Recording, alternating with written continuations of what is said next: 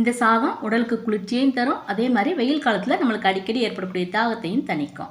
நம்ம இன்றைக்கி நார்த்தங்காயில் ரொம்ப டேஸ்டியாக நார்த்தங்காய் சாதம் தயார் பண்ணலாம். அதுக்கு நான் 3 மீடியம் சைஸ் நார்த்தங்காய் எடுத்திருக்கேன். காயை வந்து கையினால் நல்லா அழுத்திட்டு தரையில் உருட்டினீங்கனாலே காய் வந்து நல்லா இந்த மாதிரி சாஃப்டாக வந்துடும். இப்போ 2ஆக நறுக்கி சாறு பிழிஞ்சு எடுத்து வச்சுக்கோங்க. தோலை வந்து தூக்கி எறிஞ்சிடாதீங்க.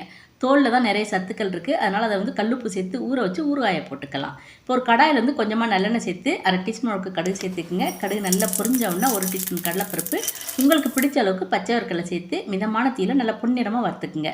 அப்புறம் கொஞ்சமாக பெருங்காயத்தூள், அப்புறம் கருவேப்பிலை சேர்த்துங்க. நான் கருவேப்பிலை பொடி சேர்த்துருக்கேன். அப்புறம் பொடியாக நறுக்கின இஞ்சி, அப்புறம் நறுக்கின பச்சை மிளகாய் 2 சேர்த்து நல்லா வதக்கினதுக்கப்புறம் 1/2 டீஸ்பூன் மஞ்சள் தூள், அப்புறம் வந்து பிழிஞ்சு வச்சிருக்க நார்த்தங்காய் சாறு சேர்த்து உடனே அடுப்பு ஆஃப் பண்ணிடுங்க.